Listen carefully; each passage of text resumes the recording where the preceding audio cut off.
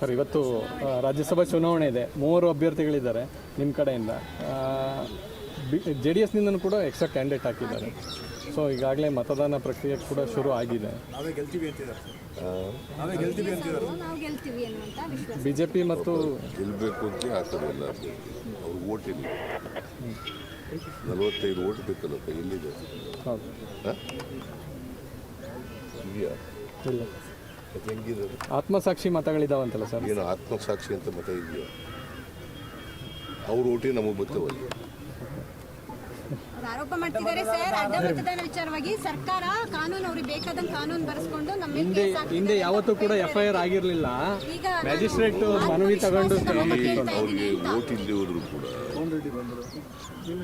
Candidate ಹಾಕಿ ಕ್ಯಾಂಡಿಡೇಟ್ಗಳಿಗೆ, ನಮ್ಮ ಅಭ್ಯರ್ಥಿ, ನಮ್ಮ ವೋಟರ್ಸ್ಗೆ, ನಮ್ಮ MLAಗಳಿಗೆ ಆಸೆ ಆಮಿಷಗಳು ತೋರಿಸ್ತಾ ಇದ್ದಾರಲ್ಲ, ಹೆದರಿಕೆ ಆಗ್ತಾ ಇದ್ದಾರಲ್ಲ, ಅದಕ್ಕೆ FIR ಆಗಿದೆ. ಮ್ಯಾಜಿಸ್ಟ್ರೇಟ್ ಕೇಳಿ ಆಮೇಲೆ ಇದು ಮಾಡಬೇಕಾಯ್ತು. ಅಭ್ಯರ್ಥಿ ವಿರುದ್ಧನೇ FIR ಹಾಕಿದ್ದಾರೆ. ಅವೆಲ್ಲ ನನಗೆ ಮಾತಾಡಲ್ಲ. Yes sir. ನಾವು 3 ನಮ್ಮ ಅಭ್ಯರ್ಥಿಗೆ 3 ಜನ ಹಾಕಿದ್ದೀವಲ್ಲ, 3 ಜನ ಗೆಲ್ತಾರೆ. Yes sir, thanks sir. Sir, ಇವತ್ತು ರಾಜ್ಯಸಭಾ ಚುನಾವಣೆ ಇದೆ. 3 ಅಭ್ಯರ್ಥಿಗಳಿದ್ದಾರೆ ನಿಮ್ಮ ಕಡೆಯಿಂದ. JDSನಿಂದನೂ ಕೂಡ ಎಕ್ಸ್ಟ್ರಾ ಕ್ಯಾಂಡಿಡೇಟ್ ಹಾಕಿದ್ದಾರೆ. ಸೊ ಈಗಾಗಲೇ ಮತದಾನ ಪ್ರಕ್ರಿಯೆ ಕೂಡ ಶುರು ಆಗಿದೆ. BJP ಮತ್ತು ಗೆಲ್ಲಬೇಕು ಅಂತ ಹಾಕೋದಿಲ್ಲ. ಅವ್ರು ಓಟ್ ಇಲ್ಲ, 45 ಓಟ್ ಬೇಕಲ್ಲ, ಎಲ್ಲಿದೆ? ಹೌದು, ಇದೆಯಾ? ಇಲ್ಲ. ಹೆಂಗಿದೆ? ಆತ್ಮಸಾಕ್ಷಿ ಮತಗಳಿದಾವಂತಲ್ಲ ಸರ್? ಏನು ಆತ್ಮಸಾಕ್ಷಿ ಅಂತ ಮತ ಇದೆಯಾ? ಅವ್ರ ಓಟಿ ನಮಗೆ ಬರ್ತವಲ್ಲ. ಆರೋಪ ಮಾಡ್ತಿದ್ದಾರೆ ಸರ್. ಡಮತದ ವಿಚಾರವಾಗಿ ಸರ್ಕಾರ ಕಾನೂನು ಅವ್ರಿಗೆ ಬೇಕಾದಂಗೆ ಕಾನೂನು ಬರೆಸ್ಕೊಂಡು ಹಿಂದೆ ಯಾವತ್ತೂ ಕೂಡ FIR ಆಗಿರಲಿಲ್ಲ.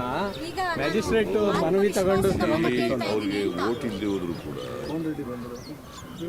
ಕ್ಯಾಂಡಿಡೇಟ್ ಹಾಕಿ ಕ್ಯಾಂಡಿಡೇಟ್ಗಳಿಗೆ, ನಮ್ಮ ಅಭ್ಯರ್ಥಿ, ನಮ್ಮ ವೋಟರ್ಸ್ಗೆ, ನಮ್ಮ MLAಗಳಿಗೆ ಆಸೆ ಆಮಿಷಗಳು ತೋರಿಸ್ತಾ ಇದ್ದಾರಲ್ಲ, ಹೆದರಿಕೆ ಆಗ್ತಾ ಇದ್ದಾರಲ್ಲ, ಅದಕ್ಕೆ FIR ಆಗಿದೆ.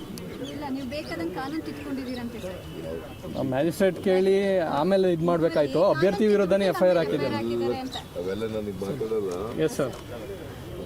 ನಾವು 3 ನಮ್ಮ ಅಭ್ಯರ್ಥಿಗೆ 3 ಜನ ಹಾಕಿದ್ದೀವಲ್ಲ, 3 ಜನ ಗೆಲ್ತಾರೆ. Yes sir, thanks sir.